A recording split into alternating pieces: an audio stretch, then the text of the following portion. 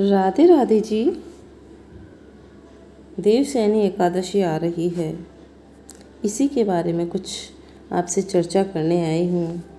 तो आइए हम इसी के बारे में चर्चा करते हैं, इसी के बारे में बताती हूँ। देवशयनी एकादशी की आपको शुभकामनाएं देती हूँ। भक्ति फॉर ऑल चैनल में आप सभी का हार्दिक स्वागत है। देवशयनी एकादशी की बहुत ढेर सारी शुभकामनाएं। तो आइए सुनते हैं। देवशयनी एकादशी 20 जुलाई 2021 को आ रही है, यानी कि आ ही चुकी है।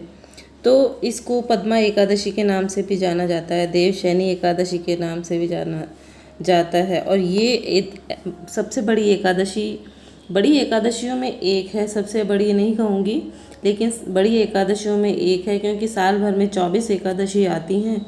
तो वो कर सकते हैं। हर महीने 2 एकादशी आती हैं, तो वो भी हम कर सकते हैं। लेकिन अगर वो हम नहीं कर पाएँ तो ये एक एकादशी, जैसे देवशयनी एकादशी है, निर्जला एकादशी है, जल झूलनी एकादशी है, ये जो बड़ी बड़ी एकादशी आती हैं वो हमें करनी चाहिए, और इससे हमें भगवान विष्णु की कृपा प्राप्त होती। देवशयनी एकादशी की तिथि जो है वो 19 जुलाई को रात को 9:59 पर करीब 10 बजे प्रारंभ हो रही है, और ये रहेगी 20 जुलाई को शाम को 7 बजे तक, 7:कुछ तक ये रहेगी। और तो हमें इसका व्रत हमें 20 तारीख को ही करना है, क्योंकि सूर्योदय की उदय जो तिथि होती है उसी के अनुसार हम व्रत करते हैं। और इसका पारण का समय है 21 जुलाई को सुबह 5:26 से लेकर 8:21 तक रहेगा पारणा का समय। तो सुबह 5:36 से 8:21 तक आप पारण कर सकते हैं 21 जुलाई को, और सबको फल प्राप्त होगा जो भी इसको करना चाहेंगे। तो आइए इस पे कुछ उपाय बताना चाहूँगी इसके बारे में, कि है ना, कि कैसे हम इस पे छोटे छोटे उपाय करके एक उपाय भी अगर कर लेते हैं, मैं 2-4 उपाय आपको बताऊंगी, तो हम कितनी सुख समृद्धि और अपनी इच्छा अनुसार चीज़ें हम प्राप्त कर सकते हैं। तो आइए सुनते हैं। हमें पता ही है कि प्रत्येक व्यक्ति के जीवन में कितनी कठिनाइयाँ हैं, कोई शारीरिक रूप से, तो कोई मानसिक रूप से, तो कोई आर्थिक रूप से, सभी परेशान हैं। आज का जो युग चल रहा है ना, इस दौरान बहुत कम ही सुनने में आएगा कि हाँ मैं पूर्णतः सुखी हूँ, वरना सुखी नहीं है इंसान। वो हर समय किसी न किसी उपाय में लगा हुआ है कि कैसे ही मैं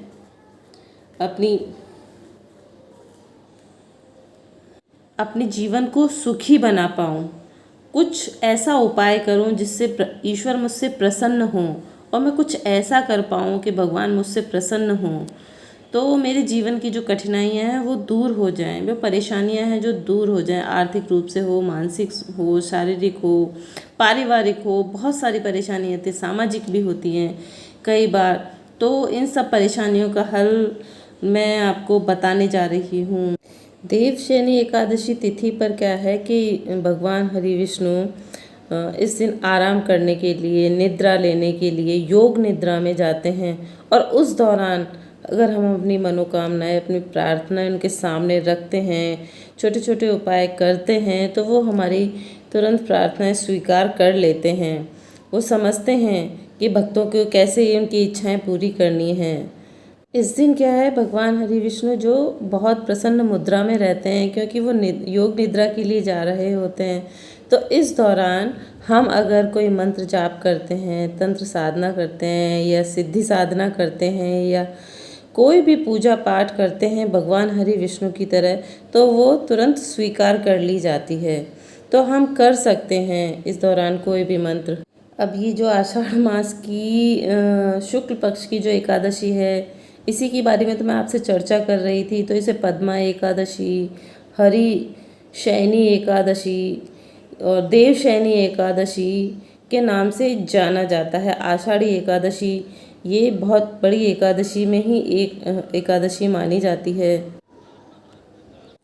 आज जैसे देवशयनी एकादशी पे श्री हरि विष्णु निद्रा के लिए जाएंगे तो 4 माह बाद देवउठनी एकादशी, देव प्रबोधनी एकादशी है, तब वो निद्रा से जागते हैं। तो तब तक ये के लिए जो हम भी पूजा पाठ करते हैं तो हमारे तुरंत स्वीकार हो जाते हैं। तो आपको देवशयनी एकादशी करनी चाहिए। व्रत करें ठीक है, नहीं करें, पूजा पाठ अवश्य करें तो इसका फल हमें तुरंत मिल जाता है। तो आपको शयनी एकादशी के दिन जैसे कि मैं बताती हूँ सभी एकादशी पर कि सुबह जल्दी उठकर नहा धोकर स्नान आदि से निवृत्त होकर के अपने सभी दैनिक कार्यों से निवृत्त होकर के आपको इस पूजा पाठ का हिस्सा बनना चाहिए, पूजा पाठ करनी चाहिए। तो इसके जो छोटे छोटे 2-4 उपाय मैं बताने जा रही हूँ वो आप अवश्य करिए कि एकादशी के दिन शाम के समय गाय के शुद्ध देसी घी का एक दीपक तुलसा जी के पास में अवश्य जलाएं शाम के समय पे।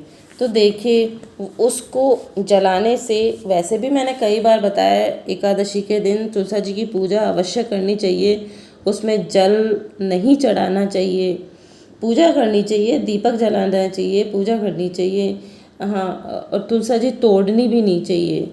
तो आप शुद्ध देसी घी का दीपक जलाइए तो उससे लक्ष्मी जी बहुत प्रसन्न होती हैं, माता लक्ष्मी, तुलसी मैया प्रसन्न होती हैं और आपका घर धन धान्य से, लक्ष्मी जी से भर जाता है। आपको गाय के घी का दीपक जलाना है। अगर आपके पास उपलब्ध नहीं है गाय का घी तो जो भी घर में घी उपलब्ध है शाम के समय आपको दीपक जलाना ही है।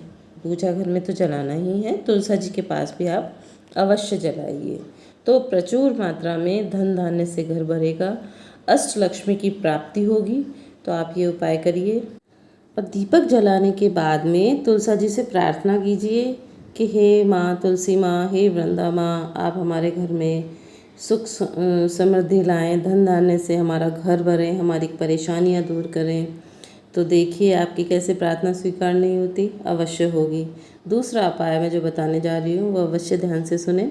दूसरा उपाय जो बताने जा रही हूँ वो ये है कि श्री हरि विष्णु भगवान नारायण को पीली वस्तुएं अधिक प्रिय हैं। तो आपको पीले वस्त्र, पीली चीज़ें, पीली वस्तुएं, पीले फल या केसर ना आप अर्पित कर सकते हैं। पीली वस्तुओं से उन्हें रिझाने का प्रयास कर सकते हैं, उनको अर्पण कर सकते हैं पीली वस्तुएं, और पीली वस्तुओं से वो बहुत जल्दी प्रसन्न हो जाते हैं।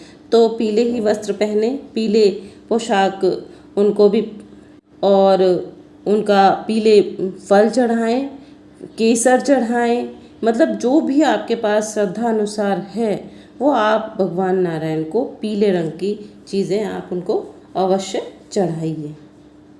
तीसरा उपाय जो बताने जा रही हूँ वो है कि श्री हरि विष्णु को खीर का प्रसाद बहुत पसंद है, खीर बहुत प्रिय है।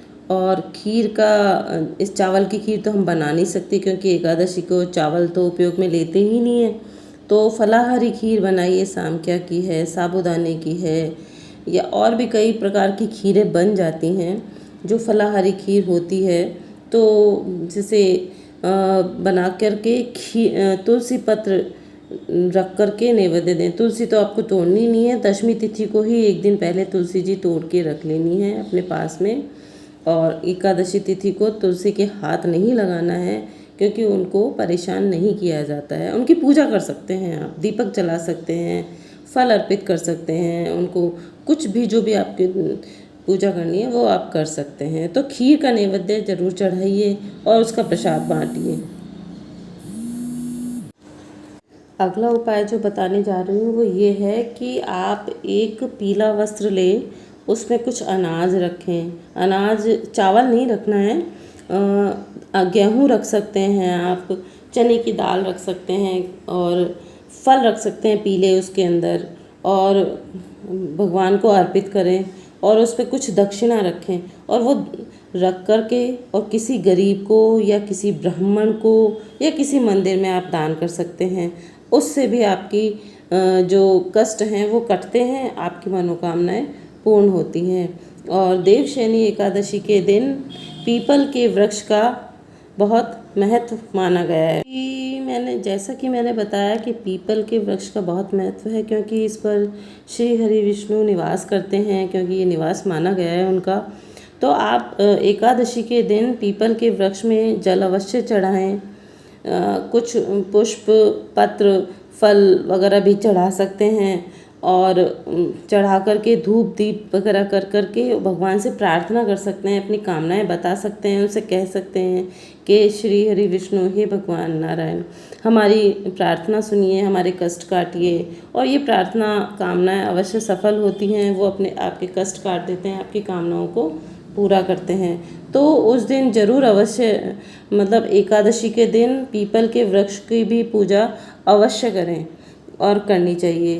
तो आप ये छोटे छोटे उपाय कीजिए।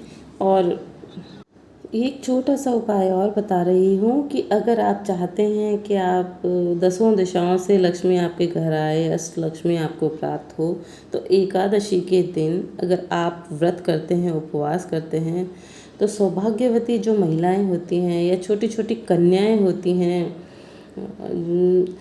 तो उनको आपको घर पे बुलाना चाहिए और उनको फलाहार वगैरह उस दिन करवाना चाहिए, जिससे कि लक्ष्मी जी बहुत प्रसन्न होती हैं। क्योंकि छोटी छोटी कन्याएं आती हैं, वो माता का रूप होती हैं, और बड़ी जो सौभाग्यशाली स्त्रियां होती हैं, सौभाग्यवती स्त्रियां होती हैं, उनका आशीर्वाद भी अगर हमें प्राप्त होता है, तो वो भी, ये भी एक लक्ष्मी जी का ही प्रतीक होता है, माता का प्रतीक होता है। तो आप उनसे भी आशीर्वाद प्राप्त कर सकते हैं। तो ये छोटे छोटे से उपाय हैं, तो आप जिनको आप करके और अपना जीवन सफल बना सकते हैं, सुख समृद्धि प्राप्त कर सकते हैं, धन धान्य प्राप्त कर सकते हैं।